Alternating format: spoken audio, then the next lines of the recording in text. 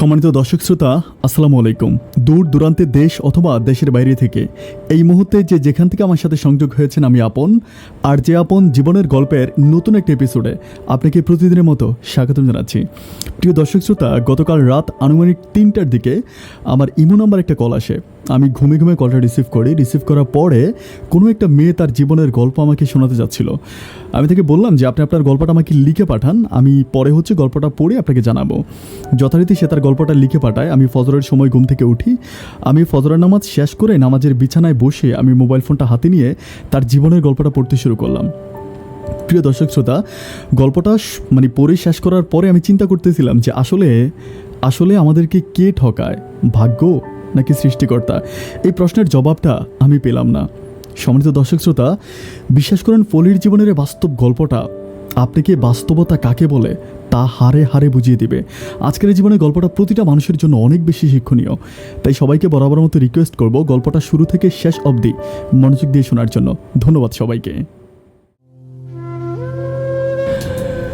সম্মানিত দর্শক শ্রোতা, আসসালামু আলাইকুম রহমতুল্লাহি অবারাকাতু। আমার নাম হচ্ছে ফারবিন আক্তার ফলি। আমার বাড়ি খুলনা জেলা।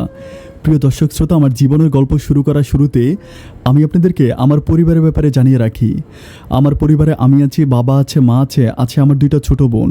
আমরা টোটাল 3 বোন। আমি সবার বড় আর আমার ছোট 2টা বোন আছে। আমার আব্বা আমাদের এলাকার সবচেয়ে সম্মানিত একজন ব্যক্তি। আমার আব্বা আমাদের এলাকার প্রাক্তন মেম্বার। আব্বাকে গ্রামের যত দরবার কারবার থেকে শুরু করে সব কিছুতে মানুষ ডাকাডাকি করে। এলাকার মানুষ আমার আব্বাকে অনেক বেশি সম্মান করে। আমাদের অনেক বেশি জায়গা সম্পত্তি আছে, যার জন্য আব্বার কোনো কাজ করতে হয় না। আব্বা আমাদের জায়গা সম্পত্তিগুলো বর্গা কিংবা বাগা দিয়ে যে পরিমাণ অর্থ পায় বা যে পরিমাণ ফসল পায় সেটা বিক্রি করে আমাদের সংসারটা দিব্যি ভালোই চলে যাচ্ছিল। আমি আমার জীবনের গল্পটা আমার কলেজ জীবন থেকে শুরু করি। আমি খুলনার কোনো একটা কলেজে পড়াশোনা করতাম। আমি পড়াশোনায় ছোটোবেলা থেকে খুব বেশি ভালো ছিলাম না, মোটামুটি মিডল ক্লাসের স্টুডেন্ট আমি যখন কলেজে পড়াশোনা করি তখন আমাদের কলেজের সামনেই একটা ফুচকা দোকান ছিল। আমরা সবাই কলেজে যখন টিফিন হতো তখন সবাই আমরা মিলে ওই ফুচকা দোকানে গিয়ে আমরা ফুচকা খাইতাম। ফুচকা দোকানে ওখানে যিনি ফুচকা বিক্রি করতো তার নাম ছিল সোহেল ভাই যথেষ্ট ভালো মনের একটা মানুষ। আমার একটা স্মৃতি সোহেল ভাইয়ের সাথে আমার স্পষ্ট মনে আছে। একদিন দুপুরবেলা আমি যখন ফুচকা খাওয়ার জন্য ওনার দোকানে গেলাম, তো উনি আমাকে ফুচকা দিল। ফুচকা দেওয়ার পরে আমাকে যখন বললো, আমি যখন বিল দিতে গেলাম তখন আমি পকেটে হাত দিয়ে দেখতেছি যে আমার পকেটে টাকা নাই। আমরা কলেজ ড্রেস পরতাম, কলেজ ড্রেসের সালোয়ার যখন পরতাম, সালোয়ারের ভিতরে মেয়েদের পকেট থাকে, তো সে পকেটে হাত দিয়ে দেখতেছি যে পকেটে টাকা নাই। তখন আমি ভীষণ লজ্জা পেয়ে গেলাম। আমি ওনাকে বললাম যে ভাইয়া, আমি আমার হাতে তখন একটা ঘড়ি ছিল। আমি বললাম যে ভাই, আমি আপনাকে ঘড়িটা দিয়ে যাই, আর আমি যখন টাকা দিব তখন আমি আপনার কাছ থেকে ঘড়িটা নিয়ে যাব। তখন আমাকে বলতেছে যে কেন, কি হয়েছে? আমি বললাম যে আমার কাছে তো টাকা নাই, পকেটে টাকা রাখছিলাম, কীভাবে যেন পড়ে গেছে। তো আমাকে বলতেছে কেন, তাহলে কেন ঘড়ি কেন দিতে হবে? আমি বললাম না, আমি আপনাকে পরে আমি যদি টাকা দিতে ভুলে যাই, আমার হাতের দিকে যখন আমি তাকাবো তখন মনে হবে যে আমার ঘড়িটা আপনার দোকানে, তখন আমি টাকা দিয়ে আপনার কাছ থেকে ঘড়িটা ছুটিয়ে নিব। তখন লোকটা একটা অট্টহাসি দিয়ে বলতেছে, এটা কোনো কথা হলো? এটা কোনো কথা হতেই পারে না। ঠিক আছে, আপনার যখন ভালো লাগে আপনি তখনই সে টাকা দিয়ে যাবেন, আপনাকে ঘড়ি খুলে দিতে হবে না। এটা বলে আমি যখন চলে যাচ্ছিলাম তখন উনি আমাকে পিছন থেকে ডাক দিল। যখন পিছন থেকে ডাক দিল আমি একটু কৌতূহলবশত তাকালাম। উনি আমাকে বলতেছে যে আপনার হাতে একটা রুমাল আছে, তাই না? আমার একটা ব্যাপার বলে রাখি, আমি সবসময় ঘামায় যাইতাম। আমি প্রচুর পরিমাণ ঘামাই, এত ঘামাই যে আমি মনে হয় কি আমি এসির মধ্যে বসে থাকলেও না আমার ঘাম আসে, এরকম অবস্থা। তো আমি হাতের মধ্যে সবসময় টিস্যু কিংবা রুমাল রাখি। তো সেই সময় আমাকে একটা রুমাল দিয়েছিল। তো রুমালটা হাতে করে আমি রুমালটা হাতে নিয়ে আমি ওর দোকানে গেছিলাম। তো যথারীতি যখন আসতেছি উনি আমাকে বলতেছিল যে আপনার হাতে কি? আমি বললাম আমার হাতে রুমাল। তো বলে কি রুমালটা আমাকে একটু দিবেন? আমি বললাম যে রুমাল দিয়ে আপনি কী করবেন? পরে বলে একটু দেন না। আমি যখন রুমালটা দিলাম তখন উনি আমাকে বলতেছে যে আপনি আমাকে টাকা দিয়ে এই রুমালটা ছুটিয়ে নিয়ে যাবেন। আমি বললাম 1 প্লেট ফুচকার দাম 10 টাকা, আর রুমালটা আমি 10 টাকা দিয়ে কিনেছি। ঠিক আছে, টাকা না দিলে কোনো প্রবলেম নেই, আপনি রুমালটা রেখে দিয়েন।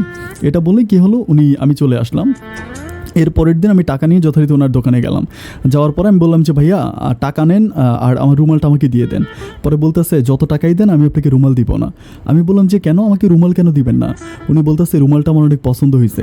আমি বললাম যে রুমাল অনেক পছন্দ হয়েছে তাই বলে কি আপনি আমার রুমালটা রেখে দিবেন? বলতেছে টাকা লাগবে না, আপনার রুমালটা আমি দিব না। তাই আমি বললাম আচ্ছা ঠিক আছে, আপনি রুমালটাও রেখে দেন আর টাকাটাও নিয়ে যান। তাই আমি ওনাকে 10 টাকা দিয়ে দিলাম। এরপর থেকে ওনার সাথে আমার মোটামুটি একটু ক্লোজ সম্পর্ক। আমি মাঝে মাঝে আমার বন্ধু, আমাদের কলেজের বান্ধব বান্ধবীদের নিয়ে ওনার দোকানে ফুচকা খেতে যাই। উনি সবসময় প্রত্যেকের কাছ থেকে 10 টাকা করে প্লেট নিলেও আমাদের কাছ থেকে 6 টাকা করে প্লেট নিত। উনি আমাদেরকে যথেষ্ট ভালোবাসে এবং কলেজের প্রত্যেকটা শিক্ষক ওনাকে অনেক বেশি ভালো জানে। ওনার বাবা হচ্ছে আগে এখানে ফুচকা দোকান দিয়েছিল, যথারীতি ওনার বাবার পরে উনি হচ্ছে ফুচকা দোকান দিচ্ছে। তো এইভাবে যেতে যেতে আমি হচ্ছে একদিন খুব খেয়াল করে দেখলাম যে উনি আমার যে রুমালটা আমাকে দিয়েছিলাম ওনার বুক পকেটে আমার রুমালের কিছু একটা অংশ বেরিয়ে আছে। আমি ডাক দিয়ে জিজ্ঞেস করলাম যে সোহেল ভাই, আপনার পকেটে কি আমার রুমালটা? পরে বলতেছে হ্যাঁ। তো আমি বললাম যে আপনি পকেটে আমার রুমালটা রেখে দিয়েছেন, ব্যাপারটা কি বলেন তো? তো বলে যে রুমালের মধ্যে আমি একটা পারফিউম পাই, আমি একটা ঘ্রাণ পাই। আমার যখনই ক্লান্ত লাগে, আমার যখনই ভোর লাগে, আমার যখনই কাজ করতে ভালো লাগে না, তখনই আমি রুমালটা আমার নাকের কাছে নিয়ে যখন একটুখানি পারফিউম নেই, মনের ভিতর আমার অন্যরকম একটা সাহস আসে, আমার তখন কাজ করতে ভালো লাগে। আমি একটা অট্ট হাসি দিয়ে জিজ্ঞেস করলাম মানে কি? আমার রুমালের মাঝে এমন কি ঘ্রাণ আপনি পান যে ঘ্রাণের মাঝে আপনার কাজ করার জন্য ইন্সপায়ার যোগায়? যাক, এভাবে কথা বলতে বলতে আমি আর কোনো কিছু বলি না, আমি যথারীতি চলে আসি। যাক, এভাবে যেতে যেতে ওনার সাথে আমার খুব ভালো একটা মধুর সম্পর্ক হয়ে যায়। মানে আমি কারণে অকারণে হোক ওনার ফুচকার দোকানে যাই, আর উনি যে এত অসাধারণ ফুচকা বানায় আমি আসলে বলি বুঝাইতে পারবো না। খুলনার এমন কোনো মানুষ নাই যে সোহেলের ফুচকা দোকানটাকে চিনে না। মোটামুটি সবাই সোহেলের ফুচকা দোকানটাকে অনেক ভালোভাবে চিনে। এভাবে যেতে যেতে একটা সময় হচ্ছে আমাদের কলেজ বন্ধ দিয়ে যায়, মানে কলেজ বন্ধ দেয় 10 দিনের জন্য। ভ্যাকেশন যখন হয় 10 দিনের জন্য, তো আমরা হচ্ছে কলেজে যাই না। তো কলেজ যখন বন্ধ থাকে তখন হচ্ছে সোহেল ভাই এলাকাতে গিয়ে গিয়ে ফুচকা বিক্রি করে, মানে এলাকাতে মাথায় করে করে, মানে ওনার হচ্ছে এরকম ব্যান গাড়ির মতো একটা গাড়ি আছে যেটা দিয়ে হেঁটে হেঁটে উনি এলাকাতে ফুচকা বিক্রি করতো। তো যথারীতি যখন কলেজ বন্ধ হয়ে গেল উনি এরকম করে ব্যান গাড়ি করে একদিন আমাদের বাসার সামনে দিয়ে ফুচকা নিয়ে যাচ্ছিল। তো আমি ওনাকে আমাদের বাসার ছাদে তখন আমি দাঁড়িয়ে আছি, ওনাকে দেখে আমি ডাক দিয়ে বললাম যে ভাই একটু দাঁড়ান। আমি দৌড়ে নিচে আসলাম, আয়সা বলতেছি যে আপনি ফুচকা নিয়ে আসছেন, আমি আপনার ফুচকাকে অনেক মিস করতেছি। বিশ্বাস করেন কলেজ বন্ধ হয়েছে, আপনার ফুচকার জন্য আমার কলিজাটা ছিঁড়ে যাচ্ছিল। ফুচকা নিয়ে আসছেন, খুব ভালো হয়েছে। আমি একটা পাতিল নিয়ে আসি, আমি বলি যে আপনি আমার পাতিলের মধ্যে আজকে ফুচকা দিবেন। তো উনি হাইসা বলতেছে যে মানে কি?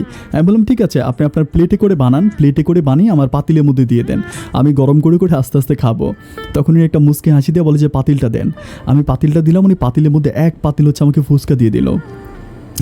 সবশেষে আমি ওকে বললাম যে মানে ভাইয়া যদি কিছু না মনে করেন আপনাকে একটা কথা বলবো। তো বলে হ্যাঁ বলেন। আমি বললাম এখন তো দুপুরবেলা, আপনি যদি ইচ্ছে করেন আমাদের বাসায় আসতে পারেন, দুপুরে খাওয়াটা খেয়ে যেতে পারেন। তো বলে তাহলে তো ভালোই হয়, এদিকে কোনো হোটেল পাচ্ছিলাম না। তো যথারীতি আমি ওনাকে আমার বাসায় নিয়ে আসলাম। বাসায় নিয়ে আসার পরে উনি আমার বাসায় আসলো এবং দুপুরে আমি ওনাকে আমাদের ডাইনিংয়ে খেতে দিলাম। মানুষটা অনেক সুন্দর করে খাবার খাইলো, আমার কাছে খুব ভালো লাগলো। খাবার দাবার খাওয়ানোর পর আমাদের বাসায় কিছু মিষ্টি ছিল, ওনাকে মিষ্টি দিলাম। সবশেষ উনি হচ্ছে খাওয়া দাওয়া করে চলে গেল। চলে যাওয়ার পরে 10 দিন পরে যখন আমাদের কলেজ খুলছে, আমি কলেজে গেলাম। কলেজে যাওয়ার পরে আমাদের কলেজে হচ্ছে একটা ছেলে আছে যার নাম হচ্ছে সুজন আমাকে কলেজে অনেক বেশি পছন্দ করে, অনেক বেশি, মানে আমার উপরে সুজনের অনেক বেশি, মানে ও আমাকে অনেক পছন্দ করে, এটা আমি বুঝি। কিন্তু আমাকে কখনো প্রেমের প্রস্তাবও করেনি বা আমার সামনে দাঁড়িয়ে আমাকে কখনো ইপ্রিজিংও করেনি। কিন্তু আমাকে অনেকের কাছে বলে যে সে নাকি আমাকে পছন্দ করে। একদিন সোহেল ভাইয়ের দোকানে সুজন হচ্ছে ফুচকা খাচ্ছিল অনেকগুলো বন্ধুবান্ধব নিয়ে। তো তারই মাঝে আমি হচ্ছে যখন কলেজে ক্লাস করতে বসি, তখন আমাদের কলেজে যে কলেজ ড্রেসটা থাকে সেটা আসলে ওড়নার মতো। তো ওড়না যখন, মানে ওড়না ওভাবে থাকে না, মানে পিতা সিস্টেম হচ্ছে জামাটা থাকে। তো ও কী করছে, ওর মোবাইল ফোন দিয়ে কীভাবে জানি আমার এদিকে একটু ভিডিও করছে, আমার বুকটা ভিডিও করে ও কী করছে, ভিডিওটা সোহেল ভাইয়ের দোকানে বসে অন্য ছেলেগুলোকে দেখাচ্ছিল আর ও মজা নিচ্ছিল। এর মাঝে এটা সোহেল ভাইয়ের নজরে পড়ে। তখন সোহেল ভাই জিজ্ঞেস করে যে এটা কি।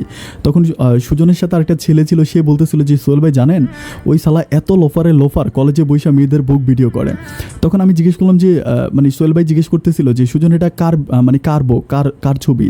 তখন মানে সুজন বলতেছিল যে এটা হচ্ছে আমাদের ক্লাসে যে পড়ে সবচেয়ে সুন্দরী মেয়েটা এটা পলির।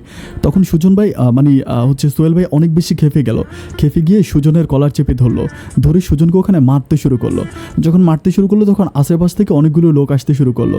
সুজন কিন্তু আমাদের এলাকাতে মোটামুটি একটু নামি দামি, মানে একটু বড় লোকের ছেলে এবং ও রাজনীতি করে, যার জন্য সবাই ওকে ভালোভাবে চিনে। আর ওর আব্বু আমাদের এলাকার রাজনীতির অনেক বড় একজন নেতা। যাই হোক, এভাবে যাওয়ার পরে কী হলো, সুজন হচ্ছে চলে আসলো। অ্যান্ড এর পরের দিন সুজন কী করলো, তার বাবা সহ এলাকাতে আরও কিছু লোকজন নিয়ে আসা, ওইখানে সোহেল ভাইকে ইচ্ছা মতো মেরে সোহেল ভাইকে দোকান থেকে উঠিয়ে দিল এবং সোহেল ভাইকে বললো যে আজকের পর থেকে আপনি আর এখানে দোকান করতে পারবেন না। যাই হোক, এভাবে যাওয়ার পরে সোহেল ভাই, তখন আমি দেখি যে আমি মাঝে মাঝে দেখি যে উনি এলাকাতে হেঁটে হেঁটে খুব কষ্ট করে ফুচকা বিক্রি করে। তখন আমার এত কষ্ট হয়, আমি আসলে বলে বুঝাতে পারবো না। তখন আমি সোহেল ভাইকে বলি যে সোহেল ভাই, আপনি একটা কাজ করেন না, আপনি আমাদের কলেজের সামনে একটা দোকান নিয়ে নেন। উনি বলে দোকান নেওয়ার জন্য যে টাকা দরকার সেই টাকা তো আমার কাছে নাই। তখন আমি কী করলাম, আমি আমার বাসা থেকে আমার আব্বার কাছ থেকে কিছু টাকা চুরি করে নিয়ে আসি, এসে আমি ওনাকে 10,000 টাকা দিই। এবং হচ্ছে আমার একটা মামাতো বোন আছে, তার কাছ থেকে আমি আরও 8,000 টাকা ধার নেই, টোটাল 18,000 টাকা আমি ওনাকে দিই। সোহেল ভাই নিতে চাই না, আমি খুব রিকোয়েস্ট করি যে আপনি টাকাটা যদি নেন আমি খুব খুশি হব। তো যখন রিকোয়েস্ট করি, অনেক বেশি রিকোয়েস্ট করি, তখন উনি টাকাটা নেওয়ার পরে উনি কী করেন, স্থায়ীভাবে একটা দোকান দেয়। তো স্থায়ীভাবে দোকান দেয়, তখন হচ্ছে ওই যে সুজনের বাবা বা সুজনের পোলাপাইন আর ওভাবে ডিস্টার্ব করতে পারে না, কোজ ওই দোকানটার যে মালিক, দোকানের যে ওনার ছিল, উনি অনেক ওই আমাদের এলাকাতে মোটামুটি প্রভাবশালী। তো ওনার দোকানে এসে অন্য কেউ হাঙ্গামা করতে পারবে না, যিনি হচ্ছে জায়গার মালিক আর কি, দোকানের যিনি মালিক। সুজন ভাই তো সোহেল ভাই তো শুধুমাত্র ভাড়া নিয়েছিল। যাই হোক, এভাবে যেতে যেতে উনি দোকান চলতেছে, বাট আমি যখন ওনার দোকানে যে ফুচকা খাই, উনি আমার কাছ থেকে ফুচকার বিল নেয় না। এভাবে যেতে যেতে বেশ কয়েকদিন চলে যাওয়ার পরে আমার কেমন জানি মানুষটা এত বেশি সরল সোজা, তার প্রতি আমার একটা ভালো লাগা কাজ করতে শুরু করে। আমি কোনো কিছুই বুঝি না, আমি খেতে বসি, আমি যা কিছু করি না কেন, সারাক্ষণ কেন জানি সোহেল ভাইয়ের কথা আমার খুব বেশি মনে পড়ে। আমি ঠিক বলে বুঝতে পারবো না কেন মানুষটার জন্য আমার মনটা এরকম আনসান করে। সোহেল ভাই কিন্তু দেখতে যথেষ্ট স্মার্ট একটা ছেলে ছিল, তার মুখে খোঁচা দাড়ি ছিল, চুলগুলো ছোট ছোট করে কাটতো, হ্যাংলা করে লম্বা ছিল, একদম ফর্সা ছিল, যে কোনো মেয়ে এক দেখায় দেখলে না তার পাগল হয়ে যাবে। হিন্দি নায়কদের মতো, ইন্ডিয়ান নায়কদের মতো তার চেহারা ছিল। আমার অদ্ভুত ভালো লাগতো মানুষটাকে, কিন্তু আমি তো জানি তার লেভেলের সাথে আমার লেভেল কখনো মিলে না। এভাবে যেতে যেতে বেশ কিছুদিন পরে একবার যখন আমি ওনার দোকানে গেলাম, আমি দেখলাম যে ওনার দোকানের পিছনে, উনি যেখানে বসে ক্যাশের ঠিক পিছনে উনি কী করছে, আপনারা হয়তো অনেকেই জানেন যে যেখানে ছবি বাঁধাই করা হয়, এরকম ফ্রেমের মধ্যে ছবি বাঁধাই করা হয়, এরকম ফ্রেমের মধ্যে আমি ওনাকে যে রুমালটা দিয়েছিলাম সেই রুমালটা উনি ফ্রেমে বাঁধাই করে রেখেছে ওনার দোকানে, উনি যেখানে বসে ঠিক মাথার পাশে। আমি খুব সারপ্রাইজ হয়ে জিজ্ঞেস করলাম যে এটা কি? তো আমাকে বলতেছে যে এটা হচ্ছে আপনার রুমালটা আমি বাঁধাই করে রাখছি। তো আমি বলি রুমাল যদি বাঁধাই করে রাখেন তাহলে পারফিউম কীভাবে নেবেন? তো আমাকে এসে বলতেছে যে পারফিউম নিতে নিতে রুমালটা নষ্ট হয়ে যাচ্ছিল, এজন্য আমি দেওয়ালে বাঁধাই করে রুমালটাকে রেখেছি। আমি তখন বুঝতে পারলাম যে মানুষটা হয়তো আমাকে পছন্দ করে। যদি আমাকে পছন্দ না করবে তাহলে আমার এত মাস আগের দেওয়া একটা রুমালকে কেন এত যত্ন করে নিজের বুকে আগলে রেখেছে? এভাবে বেশ কিছুদিন যাওয়ার পর একদিন আমি ওনাকে জিজ্ঞেস করলাম যে সোহেল ভাই আপনি কি আমাকে পছন্দ করেন? তখন উনি আমাকে বলে যে পছন্দ করি কিনা জানি না, বাট আমার কাছে মনে হয় যে এই কলেজে সবচেয়ে ভালো মেয়ে, সবচেয়ে লক্ষ্মী মেয়েটা হচ্ছেন আপনি। তো আমাকে বলতেছে, আমি তখন বলতেছিলাম যে আপনি যদি আমাকে আপনি করে না বলি তুমি করে বলেন, আমার খুব ভালো লাগবে। তো উনি বলতেছে যে কেন? আমি বলতেছি আপনি তো আমার বয়সের দিক থেকে অনেক বেশি সিনিয়র হবেন, সে এত বড় একটা মানুষ আমাকে আপনি করে ডাকে, মেয়েদের যদি বয়স বাড়িয়ে বলে মেয়েরা কিন্তু মনে কষ্ট পায়, এটা কি আপনি জানেন? তো উনি বলে যে আচ্ছা ঠিক আছে। তখন সে আমাকে তুমি করে সম্বোধন করে, আর আমি বললাম যে আপনার সাথে কিন্তু আমার ফ্রেন্ডলি সম্পর্ক, ঠিক আছে, আমি কিন্তু আর আপনি করে বলবো না, সোহেল ভাই করে বলবো না, আমি সরাসরি সোহেল বলে ডাকবো। তখন মানুষটা অনেক খুশি হয়, আমাকে বলে যে আচ্ছা ঠিক আছে তাহলে সোহেল করে ডাকো। এইভাবে যেতে যেতে সোহেল, আমি আরেকটা ব্যাপার বলে কি, সোহেল কিন্তু আবার খুব ভালো ফুটবল খেলতে পারতো। তারই 2-3 দিন পরে আমাদের এলাকাতে হচ্ছে আমাদের বাড়ির পাশে একটা প্রাইমারি স্কুল আছে, সেই প্রাইমারি স্কুলে ফুটবল খেলা প্রতিযোগিতা হয়েছে। তো সোহেল হচ্ছে ওখানে ফুটবল খেলার জন্য গেছিলো। তো ফুটবল খেলা স্টার্ট হয়েছিল বিকাল 4টার দিকে। তো আমরা হচ্ছে অনেকেই গেছিলাম খেলা দেখার জন্য, পাশাপাশি সোহেলদের গ্রাম আর আমাদের গ্রাম, দুটো গ্রামে মিলে ফুটবল খেলা হচ্ছিল। তো সেখানে সোহেল হচ্ছে যখন ফুটবল খেলতেছিল ও বেগি ছিল, গলির সামনে যে মানুষটা থাকে সে ছিল। তো আমাদের এলাকার আরেকটা ছেলে তার পায়ে ল্যাং মারার পরে তার পায়ে প্রচণ্ড পরিমাণ ব্যথা পায়, এত পরিমাণ ব্যথা পায় সে হাঁটতে পারে না। তখন আমি তাকে বলি যে সোহেল আজকে হচ্ছে তোমার আর বাড়িতে যাওয়ার দরকার নেই, তুমি আমাদের ওখানে থেকে যাও। আমি তখন আমার মাকে এসে বলি যে মা, ছেলেটা এরকম পায়ে ব্যথা পাইছে, আজকে আমাদের এখানে থাকবে। তো আমাদের যেহেতু বাসার মধ্যে অনেকগুলো রুম আছে, একটা রুমে আমরা তাকে থাকতে দিই। যখন থাকতে দিই তখন সে ছিল ওখানে। রাতের বেলায় আমি কী করলাম, তার জন্য খাবার নিয়ে গেলাম। যখন আমি তার জন্য রাতের বেলায় খাবার নিয়ে যাওয়ার পরে আমি তাকে জিজ্ঞেস করতেছিলাম একটা ব্যাপার, যে আমি তাকে প্রশ্ন করতেছিলাম যে সোহেল, আমি না আজকে তোমাকে একটা কথা আমার মন থেকে বলতে চাই। তো বলে হ্যাঁ বলো না। আমি বললাম যে মানে আমি একটা ব্যাপার বুঝতেছি না। তো বলে কি বুঝতেছো না? আমি বললাম যে আমি জানি যে তুমি আমাকে পছন্দ করো, কিন্তু তোমার পছন্দের কথাটা কেন তুমি আমাকে বলো না বলো তো? তখনও অনেক বড় বড় চোখের আমার দিকে তাকায় বলতেছে যে আমি মাটির মানুষে কিভাবে আকাশের চাঁদ ধরার স্বপ্ন দেখবো বলো? আমি একজন ফুচকা বিক্রেতা, একটা মেম্বারের মেয়েকে প্রেমের প্রস্তাব দেওয়ার মতো বেয়াদব আমি না। এটা আমার কাছে মনে হয় যে মাটিতে বসে আসমানের চাঁদ পাওয়া। আমি জানি আমি ব্রাহ্মণ হয়ে চাঁদটা শুধু দেখেই যেতে পারবো, চাঁদ ধরার সাধ্য আমার নাই। আমি চাঁদ কখনো ধরতে চাই না, আমি সারাটা জীবন চাঁদটাকে দেখেই যেতে চাই। তখন আমি তারে বললাম যে সোহেল, চাঁদ যদি আপনার ঘরে চলে আসে তখন কি করবেন? তখনও অপলক দৃষ্টিতে আমার দিকে তাকায় থেকে বলতেছে চাঁদ যদি আমার ঘরে আসে তাহলে আমি চাঁদকে অনেক যত্ন করে আগলে রাখবো। তখন আমি বললাম যে চাঁদটা কিন্তু তোমার ঘরে যেতে চায়, তুমি ঘরের দরজাটা একটু খুলে চাঁদটাকে ভিতরে ঢুকাও। আমাকে বলে যে আমি তো ঘরের দরজা অনেক আগেই খুলে রেখেছি, চাঁদটা যদি আমার ঘরে চলে আসে আমি চাঁদটাকে আমার মনের মাধুরীতে মিশিয়ে রাখবো। এটা বলার পরে আমি তাকে খাওয়া দাওয়া করিয়ে আমি বললাম যে রাত হচ্ছে, আমি রাতে আসবো, দরজা নক করবো, তখন দরজা খুলবা। এটা বলার পরে আমি চলে আসি অ্যান্ড যথারীতি আমি রাতের বেলায় আবারও তার দরজার সামনে যাই, গিয়ে দরজা যখন নক করি তখন আনুমানিক রাত 1টা বাজে। আমার আব্বা আম্মা আমার বোনেরা সবাই ঘুমিয়ে গেছে। তখনও দরজা খোলে, আমি তাকে নিয়ে আমাদের বাড়ির পিছনে হচ্ছে একটা পুকুর আছে, পুকুর ঘাটে নিয়ে তার সাথে আমি বসে থাকি অনেকক্ষণ ধরে। মনের অজান্তে কখন যে তাকে আমি ভালোবেসে বলে ফেলি সেটা আমি নিজেও জানি না।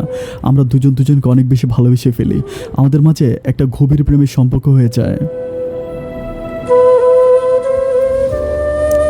এভাবে যেতে যেতে এরপরের থেকে আমি কন্টিনিউ সোহেলের দোকানে যাই, সোহেলের দোকানে গিয়ে বসি, আর ও আমাকে যথেষ্ট ভালোবাসে, আমি ওকে যথেষ্ট ভালোবাসি। এভাবে যেতে যেতে একদিন হঠাৎ করে আমাদের যে সুজনের কথা বলতেছিলাম, যে সুজনের সাথে সোহেলের হচ্ছে একটু প্রবলেম হয়েছিল, সেই সুজন একদিন দেখলো যে আমি কি করি, সোহেলের পাশে মানে সোহেল যে ক্যাশে বসে, ক্যাশের পাশে আরেকটা ছোট্ট টেবিল আছে, ওই টেবিলের উপর আমি বসে থাকি। তখন সোহেলের হাতটা ছিল আমার রানের উপরে। এটা কি করে বাইরে থেকে কিভাবে জানি গ্লাসের মাঝে সুজন ব্যাপারটা দেখতে পারে। সুজন দেখতে পেরে আমার বাবার কাছে এসে ব্যাপারটা বলে দেওয়ার পর আমি যখন বিকেলে বাসায় যাওয়ার পর আব্বা আমার উপরে প্রচণ্ড পরিমাণ রেগেছে, আমাকে প্রচুর পরিমাণ গালাগালি করতে থাকে। আব্বা বলে যে আমি ভেবেছিলাম যে অন্য কিছু যাই হোক, তোকে পড়াশোনা করিয়েছি, তুই অন্তত এইটুকুন ব্রেন বুদ্ধি তোর আছে, তুই একটা মেয়ে হয়ে একটা ফুচকা দোকানদারের সাথে বসে আছিস, আর সেই ফুচকা দোকানদারের হাত তো রানের উপরে। এটা কি সত্য? আমাকে যখন আব্বা এই কথাটা বললো, আমার একটা ব্যাপার কি, আমি আমার আব্বাকে অনেক বেশি ভালোবাসি, আমি আমার আব্বাকে নিষেধ করতে পারি না। আমি বললাম যে হ্যাঁ আব্বা, তুমি যেটা দেখেছো সেটা একেবারে সত্যি ছিল। তখন আব্বা প্রচণ্ড পরিমাণ রেগে যায়, আমাকে বলতেছে মারে তোরে আমি এত ভালোবাসি, তোরে আমি সব রকম সুযোগ সুবিধা দিয়েছি, কিন্তু তুই এই কাজটা কী করলি? তখন আমি চিন্তা করলাম যে না, আমি আসলে একটু সাহসী মেয়ে ছিলাম, আমি আমার বাবাকে সব কিছু সবসময় মানে একদম মুখের উপর বলে দিই, আর আব্বা আমাকে যথেষ্ট বুঝে, আমিও আব্বাকে যথেষ্ট বুঝি। তার জন্য কোনো কিছু না লুকে আমি সেদিন বাবাকে বলেই দিলাম যে বাবা, ও ফুচকা বিক্রি করে তাতে কী হয়েছে, ওর তো একটা ফুচকার দোকান আছে, আর তুমি জানো ও অনেক ভালো মনের মানুষ, ওর আব্বাকে ফুচকা দোকান দিত, এখনও ফুচকা দোকান দেয়। ছেলেটা পড়াশোনা করতে পারেনি, তাতে কী হয়েছে? তুমি কি জানো ও কত ভালো মনের মানুষ? ওর মতো মানুষ তুমি আমাদের অত্র এলাকাতে আরেকটা খুঁজে পাবা না।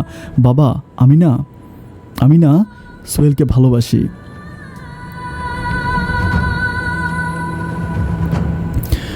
এটা বলার পরে বাবা মুখটা কালো করে ওখান থেকে বেরিয়ে গিয়ে আমার আম্মাকে গিয়ে আমার গায়ে হাত তোলা, আমাকে মারে। কেন আমাকে মারে এটা আমি কিছু জানি না। আমি দৌড়ে গিয়ে আম্মাকে ধরি, আমাকে ধরার পর মা বলতেছে তুই আমারে ধরিস না, তোর বাপে তোর এত কষ্ট করে পড়াশোনা করাইতেছে, এত বড় বানাইতেছে, কোথাকার কোন ফুচকা দোকানদারে নাকি তুই ভালোবাসিস, সেটা তোর বাবারে বলছো? আমি বলি মা, আমি যদি ফুচকা দোকানদারের সাথে পালাইয়া যেতাম তখন কি তোমাদের ভালো লাগতো? আমি ফুচকা দোকানদারের সাথে না পালাইয়া আমি আমার ফুচকা দোকানদারকে যে ভালোবাসি এটা আমার বাবাকে বলেছি। এখন বাবা আমাকে ফুচকা দোকানদারের সাথে বিয়ে দিয়ে দিলেই তো হয়। এটা বলার পরে মা কী করে, ওখানে হচ্ছে শলার মোটা থাকে, গ্রামের মানুষ যারা আছেন তারা জানেন, হচ্ছে শলার মোটা বলতে ওই যে হচ্ছে নারকেল গাছের ছাল দিয়ে যেটা বানানো, নারকেল গাছের পাতা দিয়ে যেটা বানানো হয়, এটা দিয়ে মা তখন আমাকে 2-3টা বাড়ি মারার পর আমি খুব রাগ করি। রাতের বেলায় খাওয়া দাওয়া করি না, আব্বার সাথে কথা বলি না। পরের দিন যখন আমি কলেজের জন্য রওনা দিয়েছিলাম, আব্বা আমাকে বলতেছে তুই কলেজে যাস না। আমি বলতেছি কেন, কলেজে কেন যাবো না? আব্বা আমার বলতেছে যে আজকে কিছু মানুষ আসবে তোকে দেখার জন্য। আমি তখন বললাম যে কিছু মানুষ আমাকে দেখার জন্য আসবে মানে কি? আমি তো ব্যাপারটা কিছুই বুঝতেছি না, তুমি এগুলো কী বলতেছো আব্বু? তো আমাকে বলতেছে যে তোর নানু বাড়ি থেকে কিছু লোক আসবে। তাই আমি ভাবলাম যে নানু বাড়ি থেকে কিছু লোক আসবে, নানু বাড়ি থেকে এমনিতেই তো অনেক লোক মাঝে মাঝে আসে। তো আমি যথারীতি সেদিন কলেজে না গিয়ে বাসায় ছিলাম, বাট আমি দেখলাম যে সেদিন আমার বড় মামা আসছে, আমার নানু আসছে, এবং তাদের সাথে একটা ছেলে এবং একটা ছেলের মা আসছে, যেটাকে আমি চিনি না। পরে আমি আমার মাকে জিজ্ঞেস করতেছিলাম যে মা, নানু মামার সাথে এই ছেলেটা কে আসছে তার মাকে নিয়ে? তখন আমার মা বলতেছিল যে এই ছেলেটা তোকে দেখতে আসছে। আমি তখন বলতেছিলাম যে আমাকে দেখতে আসছে, মানে পরে বলতেছে যে তোকে দেখতে আসছে, সে তোকে মানে যদি পছন্দ হয় আমরা তো তার কাছে তোকে বিয়ে দিব। আমি তখন বললাম যে আমি তো তোমাদেরকে বলেছি যে আমি একটা ছেলেকে ভালোবাসি, এরপরও তোমরা আমাকে কেন অন্য কোথাও বিয়ে দিয়ে দিবা? তখন মা আমাকে বলতেছে, মারে তোর এই সম্পর্কটা কখনো কেউ মেনে নিবে না, এই ছেলেটা না পড়াশোনা করছে না তার কোনো কিছু আছে, এমন একটা ছেলের কাছে কখনোই তোর বাবা তোকে বিয়ে দিবে না, সুতরাং তুই উল্টাপাল্টা কথা না বলে আমরা যা বলি সেটাই শোন। তখন আমি মাকে বললাম যে মা তোমরা এত কিছু বুঝো, এটা বুঝো না যে ছেলেটাকে আমি এত ভালোবাসি, ওকে ছাড়া অন্য কাউকে আমি বিয়ে করতে পারবো না। এটা বলার পরে আমি বাসায় কী করে খাওয়া দাওয়া করি না। যখন আমি খাওয়া দাওয়া বন্ধ করে দিই তখন আমার আব্বাও খাওয়া দাওয়া বন্ধ করে দেয়, মানে আমিও খাচ্ছি না আব্বাও খাচ্ছে না। তখন মা রান্না করে মা হচ্ছে সব মানে মুরগিকে দিয়ে দিচ্ছে, হাঁসকে দিয়ে দিচ্ছে এবং এলাকার মানুষকে ডেকে ডেকে খাবার দিয়ে দিচ্ছে। এভাবে যেতে যেতে একটা সময় আব্বা না খাইতে খাইতে আব্বার গ্যাসটিকে অনেক বেশি ব্যথা বেড়ে যায়। একদিন আব্বা কী করে আমাদের ঘরের দরজায় সকালবেলা ঢুলে পড়ে যায়। তখন ডাক্তার আনা হয়, ডাক্তার দিয়ে আব্বাকে স্যালাইন দেওয়া হয়। আব্বার অবস্থা এতটা খারাপ হয়ে যায়, মানে দেখে বোঝা যায় যে আব্বা যেন মরে যাওয়ার মতো অবস্থা। 2 দিন আব্বা বিছানায় থাকে, 2 দিন পরে আবার পেট অনেক ফুলে যায়, আব্বাকে হসপিটালে নিয়ে ভর্তি করানো হয়। কিন্তু হসপিটালে ভর্তি করানোর পরও আবার সেই একই সমস্যা, আব্বা খাওয়া দাওয়া করে না। আব্বাকে যতই খাওয়া দাওয়া করতে বলি আব্বা কোনোভাবেই খাওয়া দাওয়া করে না। আমি তখন আব্বাকে বলি যে আব্বা তুমি এগুলো কেন করতেছো?